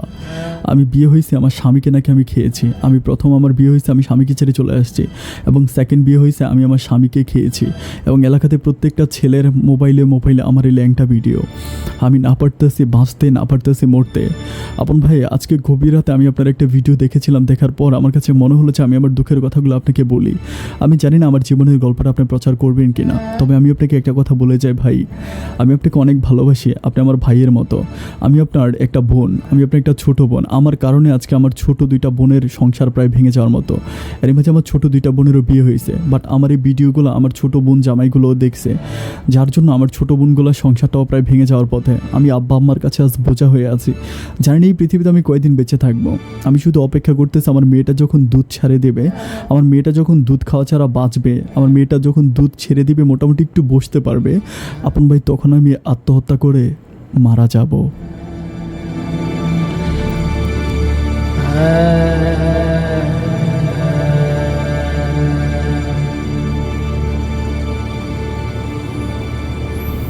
আপন ভাই, আপনার জন্য আমার অনেক দোয়া। আপনি অনেক ভালো থাকবেন। আমি আপনাকে বলেছি আমি মরে যাব। আমি কথাটা মুঠো দুষ্টমি করে বলি নাই। এটা আমার মন থেকে কথা। আমি আমার মনকে আমি এটা সম্পূর্ণ সেটআপ দিয়ে রেখেছি, সম্পূর্ণ বুঝিয়ে রেখেছি। আমার মেয়েটা যখন দুধ ছেড়ে দিবে, ও যখন একটু বসতে পারবে, তখনই আমি আত্মহত্যা করে মারা যাব। এই পৃথিবীটা তাদের জন্য যারা মানুষ হয়ে শয়তানের মুখোশ পরে ঘুরে বেড়ায়। এই পৃথিবীটা আমার মতো সহজ সরল মেয়েদের জন্য না আপন ভাই। আপনি অনেক ভালো থাকবেন, নিজের প্রতি খেয়াল রাখবেন। আর দোয়া করি এরকম মানুষের পাশে দাঁড়ান, মানুষের দুঃখের কথাগুলো মানুষের কানে কানে পৌঁছে দেন। মানুষ আপনার এই কথাগুলো শুনে অন্তত মানুষ নামের কিছু নরপিশাচ যেন ভালো হয়। আপনার জন্য দোয়া হইলে আপনি অনেক ভালো থাকবেন।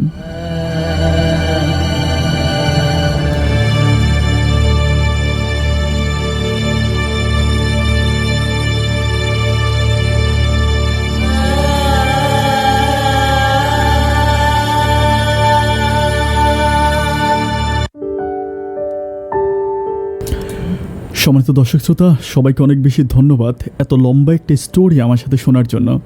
ডিয়ার ভিউয়ার্স, গল্পের খাতিলে হয়তো অনেক কিছু আমি এখানে স্কিপ করেছি, অনেক নোংরা ভাষা ছিল, অনেক লম্বা ছিল, বাট যতটুকু স্কিপ করি আপনাদেরকে যতটুকু প্রচারযোগ্য আমি ঠিক ততটুকুই প্রচার করে আপনাদেরকে শুনিয়েছি।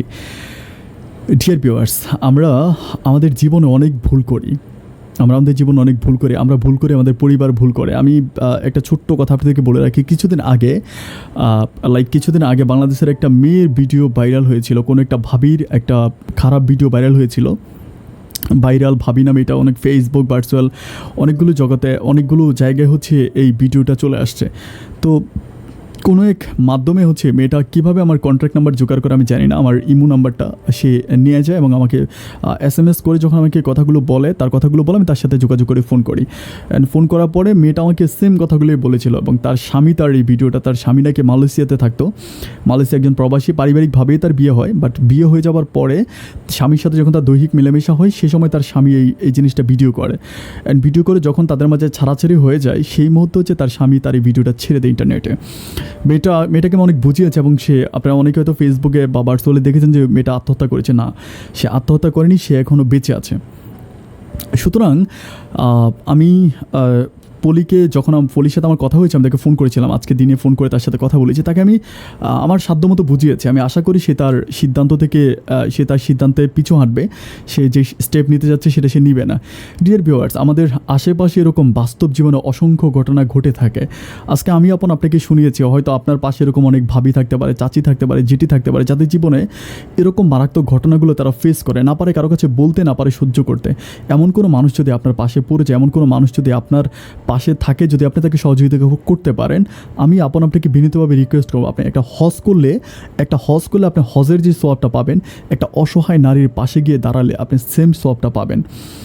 আশা করি মানুষের জন্য, এই কথাটাই সবচেয়ে বড় কথা, মানুষের জন্য।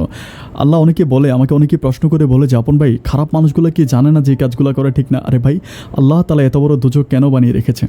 আল্লাহ তাআলা এত বড় দোজখটা কেন বানিয়ে রেখেছে? তাদের জন্যই। আল্লাহ জানেই দুনিয়াতে এমন কিছু মানুষ থাকবে যাদেরকে রাখার একটা জায়গা দরকার, যার জন্য আল্লাহ তাআলা বিশাল দোজখটা তাদের জন্য বানিয়ে রেখেছে। মরার সাথে সাথে তাদেরকে তাদের গন্তব্যে পাঠিয়ে দেওয়া হবে। ডিয়ার ভিউয়ার্স, সবাই অনেক ভালো থাকবেন, সুস্থ থাকবেন, এই শুভকামনায় আজকের মতো আমি এখানেই বিদায় নিচ্ছি। অন্য কোনো দিন অন্য কারো জীবনের গল্প নিয়ে জীবনের গল্প এই অনুষ্ঠানে আমি আবার হাজির হয়ে যাব। সেই পর্যন্ত সবাই অনেক ভালো থাকবেন, সুস্থ থাকবেন। আসসালামু আলাইকুম।